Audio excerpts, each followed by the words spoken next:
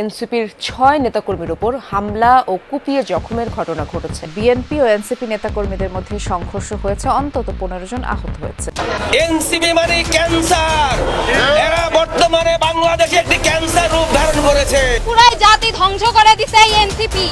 এনসিপির মুখে জুতা মারতে ইচ্ছা করে।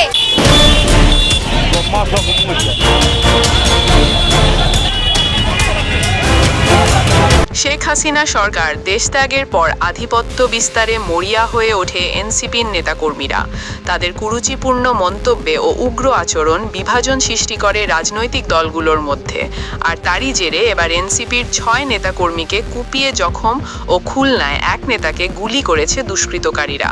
এনসিপির বিভাগীয় আহ্বায়ক মোতালেব শিকদারকে গুলি করেছে দুর্বৃত্তরা। গুরুতর অবস্থায় তাকে উদ্ধার করে খুলনা মেডিকেল কলেজ হাসপাতালে নেওয়া হয়েছে।